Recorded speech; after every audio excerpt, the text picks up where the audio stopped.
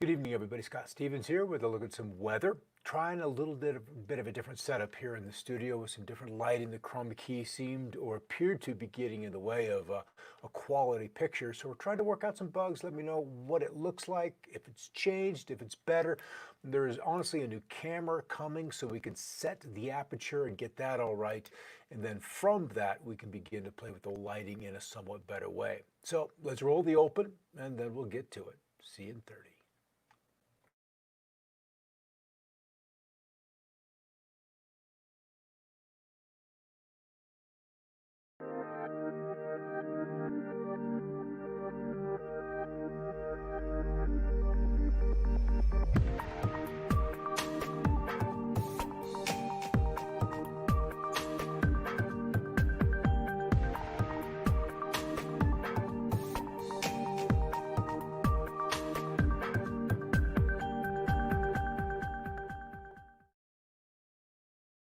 All right, good to see you guys here once again as the world of weather continues to revolve and stories are developing, some that we have seen before and others are kind of new and just on the radar. But the climate issue, probably the biggest one that everybody is seeing or considering just how their day-to-day weather impacts or is impacted by, because at one point or another, both are true. And so we'll begin with, well, let's just say last month, late June. It could have been the first part of July, but I really think it's been towards the end of June. We saw the first century or 100-degree Fahrenheit reading in Siberia or above the Arctic Circle. And I'm sure it's happened before. It's just not in a location where we've had an official sensor, a thermometer that is checked regularly, and we have an extent of records and so forth that we can look at. So these things happen. It's just a matter of whether the current dragnet of instrumentation catches it, and then it becomes something in the record of note, and then to be compared against the history. Good to see you guys coming in there. Vicky, Jane, and the gang, a few folks popping in there. Let's see where you're coming in from. Good to see you over there in Success Secrets for Business, Family, and Life. That is the group. All right, I'm gonna come over here. We got the chat group, but what I want to do is let you know or show you kind of what's happening over and just north of that Arctic. That's kind of why I led with that story, coming up with that 100.4-degree Fahrenheit reading at that Russian station. And that high really hasn't gone anywhere. It's kind of bubbled. It's all gone to the north. It's been pushed to the south. It's just kind of like Jello. It's taken its beatings, but it has remained on the North Pole.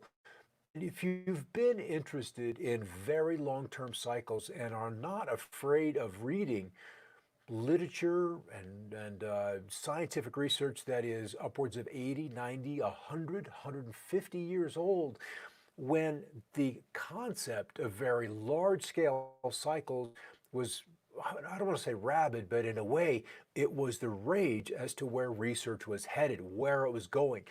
And it was kind of exciting because there were so many interruptions in the geological boundary layer that you had this nice sediment, and then there was this incredible disruption, and then the sediment rolled up again, and then another disruption. And it seemed to happen on these regular cycles.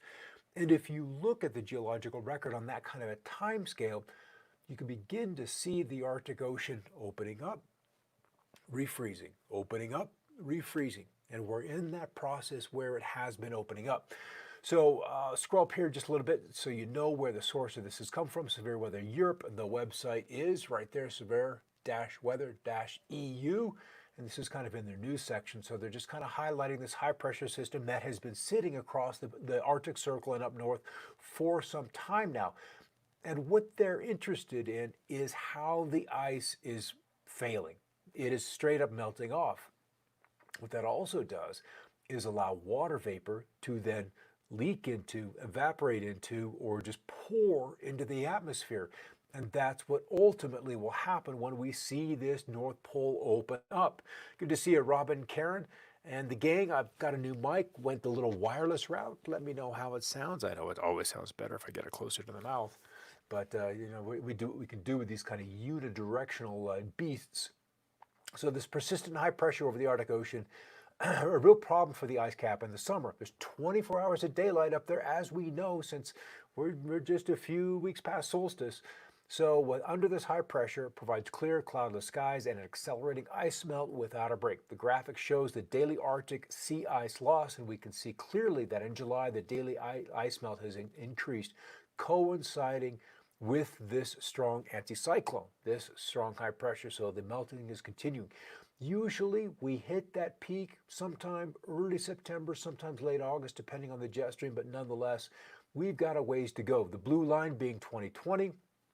The 2012 is the dashed line, which was previously one of the lowest extents, and then we get into the typical range. So it is this strong high pressure, which has been in place up there for coming up on 3 to 4 weeks now. It is really beginning to accelerate the ice loss.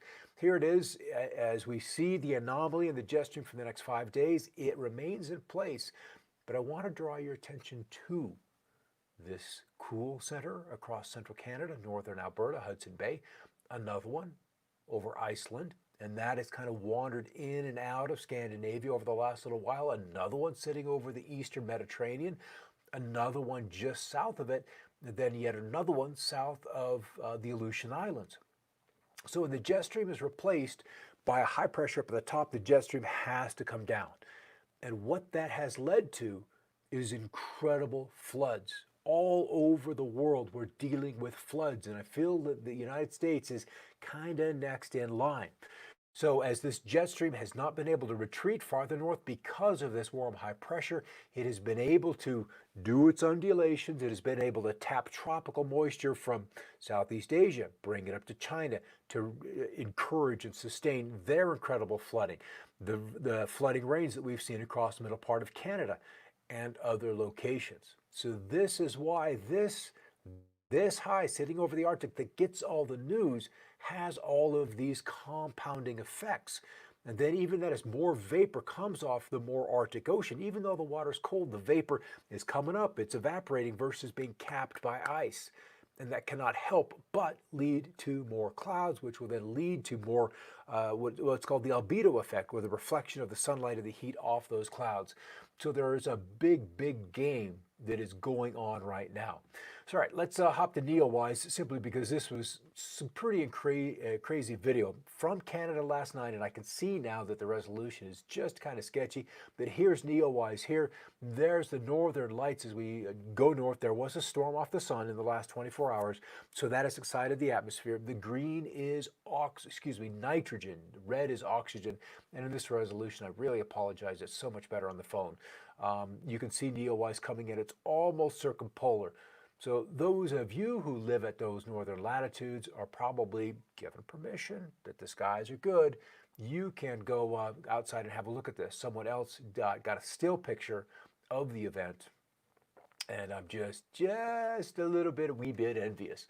All right, over here, looking, okay, good. Thank you, Karen. Thanks for that heads up. Yeah, this is easier rather than sitting with this guy right here. I know it sounds great, but this is a little more flexible, and ultimately I'd like to be standing when I do this because I've got a monitor over there. And then Karen also asking, why are most of the weather cycles circular? Who believes in the flat Earth? I know some people do, and it's interesting to watch their videos. But when you have a globe rotating, there's something called a Coriolis effect. And that Coriolis effect plays with ocean circulation, with atmospheric circulation.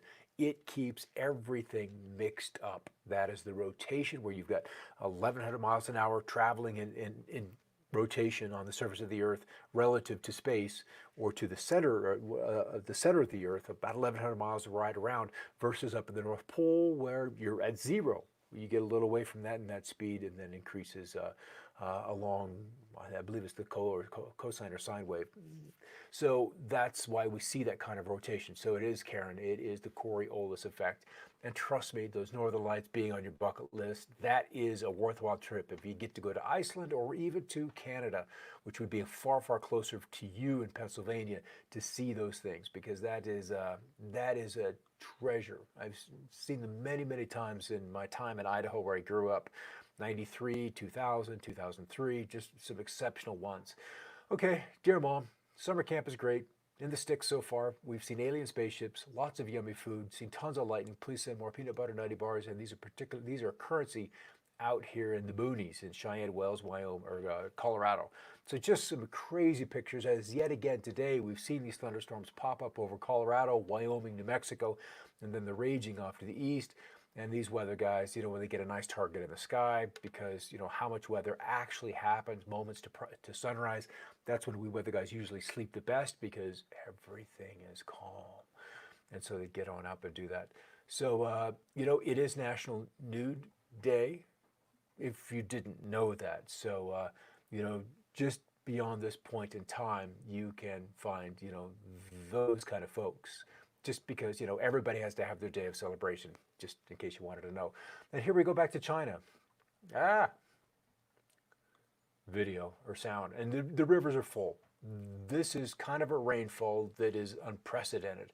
And it is because that high is sitting up over the North Pole. So the jet stream has access to copious amounts of summertime humidity.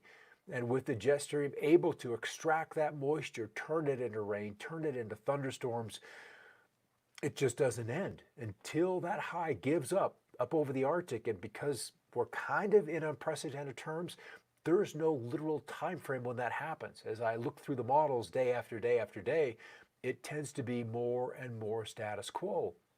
So we're seeing drone pictures of road after road after road. In some ways, it's like Nebraska and Kansas and Oklahoma we're dealing with last year. It's that same scenario where you're sandbagging, where you've got roads, that spiral and, then just sink into the water and don't meet up with the highway because the rest of it is simply underwater. So we're kind of unprecedented. The Watchers is kind of an interesting site, watchers.news, because they tend to go into end times stories. And who isn't a little bit interested in end time stories? They're just kind of fascinating to me. So, and 1 million additional people flee as the second wave of flooding hits Bangladesh. 7 million already affected. Monsoon-related natural disasters, leaving more than 144 dead or missing in Nepal. Heavy rains trigger flash flooding in northeastern Turkey. Worst rainfall record seasons in China. Monsoon hits India. South America buried, literally buried in snow, because that jet stream down here, South America, is again, it's not necessarily out of place there. It's just that time of year. And when you have warmer oceans, that inherently means that there's more water vapor in the atmosphere. And then that means just simply by default that you're going to get more moisture out of it. When you get more moisture out of it, what's the next step? More precipitation, and that leads to a greening of the atmosphere. We've got more CO2 to feed the plants, so there's a greening of the planet. So the fear was desertification, and yes, that is happening, but not necessarily where you would expect it. Where man has come in and we overgraze, we overbuild, yes, nature cannot overcompensate, cannot compensate for that kind of rough treatment. So left alone, the system will balance itself with remarkable quickness. All right, here's the heat across the southern plains states. Texas, crazy hot. Oklahoma with some relief from thunder showers. And then it's still 50s as you head up towards Yellowstone, 60s and some low 70s across Montana. So there are still places where it remains on the cool side. Afternoon thunderstorms, as that heat comes in on those tropical easterlies, pushing up against the mountains in far, far western Mexico, the Sierra Madre, and then that moisture is kind of brought up into the Four Corners area. But the Pacific Northwest, cool and refreshing as another cool front has swept on through, giving them strong northeasterly breezes. So their highs mostly in the 60s. It is decidedly cooler than typical. In fact, let's see if we can, no, let's not do that just yet. Let's wait. Here's the Northeast with a lot of afternoon cumulus, maybe even tower cumulus with maybe a sprinkle, a little bit of virga coming out of that. And then just kind of this crazy deep low, and I love seeing squares rotating. There's always a reason why we see squares showing up, and that's what brought me to this, was an aspect of geoengineering. When we apply something called cymatics, C-Y-M-A-I-T-C-S, a resonance pattern into the atmosphere, and then the water molecule, everything has to adhere to that resonance, and then it gets just slowly stepped across the field of play. All right, here's our rain and thunder showers. The only severe weather a little bit closer to home, at least for me, which would be Colorado, out on the Front Range with some heavier thunder showers just on the east side of Colorado Springs. But this is a place that has been so crazy dry. I don't want to say you could get too much water, but the soils at this point in time are on the verge of being hydrophobic, meaning if you were to get a heavy rainfall, then it would just roll off and you would end up with a mud slurry heading down the hillside. So that's the risk of rains here coming at just too great a speed. And the risk of showers in the Rockies continues for a couple of days with the severe weather certainly in place. We're seeing that back up in here as those thunderstorms are racing to the northeast. And just because they're moving so quickly, the greatest threat is likely to be winds. And it's kind of dry, although they've had some good rains over the weekend, but they're just not too wickedly strong. All right, if we're going to talk about record temperatures, yesterday that record temp count was into the 20s. Still a few lingering today in the high plains of Texas. Amarillo 107, Childress at 111, Dalhart at 110, Lubbock at 110, Marfa, Texas 111 degrees. I've never stepped outside with that kind of heat. Heated to seize, yes, but not that kind of dry heat that they're having in West Texas. And then tomorrow it begins to pull back a little bit, and then into Thursday, just one, it looks like Chattanooga in that area at about 89 degrees. So the extreme weather is about to draw to its close. And I'll rewind this back, and what we're interested in, this is again halfway up through the atmosphere, and these lines are just like topographical maps. We see ridges of high pressure dropping down into troughs, and those troughs are spinning just like a drain. You pull the plug and it all begins to spiral in. This is one of those spirals. This is another one of those spirals, and it's that twisting action that gives this map the brighter colors. Right in through here, right at the center of the twist, it's brightest. So if you're a weather guy and you're looking for where it's going to rain, it's always just ahead of this twisting. It's like a bulldozer coming through the atmosphere and just lifting it up like a bulldozer or a snowplow goes through the snow along the road. It just throws it up. That's exactly what this is, what these bright colors do. So you can see an area in Kansas, just a small little guy, but that's enough when it's hot and when it's humid to trigger thunderstorms. So the vorticity is what it's called if you want to look it up on Wikipedia. Vorticity, it's critical to getting rain and thunderstorms and snow and so forth. And it all plays a part because of the Coriolis effect. Thank you for that, Karen. So this deep low sitting across the middle part of the Canada spirals off to the northeast, replaced by another one, but this monster high all the way from California, and then replaced by another one after a little interlude here. This baby, I bet if I were to go to the Atlantic view, would extend all the way to North Africa, all the way across the Atlantic. And so underneath this high is where we see the easterlies. It's along this river underneath it where the hurricanes like to tuck on in and ride the highway into the Caribbean, into the Gulf of Mexico, and then into the States. So I'm going to run this out to the end. And the high weakens a little bit, but still the jet stream remains way off to the north. And that means that in weather terms, we have something called, well, what I was taught and kind of figured out early, is the trend is your friend. If you've had numerous storms come through, you've over forecast how much rain, how much snow comes, then you just have to adjust your outlook. You have to adjust how you approach a storm that looks like it's going to be a productive rain or snowmaker, and it isn't. And so you just go with the trend as your friend, despite what the models say. And ultimately, it'll change, you'll get one wrong, and then you just go with the new trend.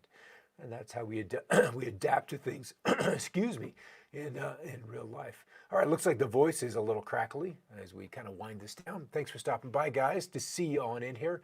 Looks like it's going to be dry in PA. Okay, one more map, Karen, one more map, just to see you. And I know you're down in this area, so over the next 2 weeks, 3-4 inches, that is if this model is even in the ballpark. Sometimes after about 5 days, they just completely lose it and go berserk. Latch onto some little product or some little storm, some little high pressure, and it's wrong. It's an error, and then everything else around it just kind of falls apart. So that's my issue with climate models. There's things we can model, and then there's things that we just don't have a grasp of, and that largely just don't have the computing processing power to handle it. But Texas guaranteed to be on the dry side as drought continues to kind of hang in there, and they're underneath the high, so it's kind of like the middle of a merry-go-round. You don't really go anywhere when you're sitting in the middle. All right, guys, have a great evening. I think they live by the gates of hell. There's a lot of good things about Texas, but it would be a really tough place to go through a summer. To go through a summer, it's kind of brutal. Winter's a whole nother ball game. A whole nother ball game. All right, guys. See you tomorrow afternoon for another look at Scott's weather and then another perspective. Kind of shifting times. We're going to 6 o'clock on Mountain Time, just to catch a few more of you that are closer to the computers and eyeballs free. All right. See you then. Thanks for stopping by, everybody, and keep looking up.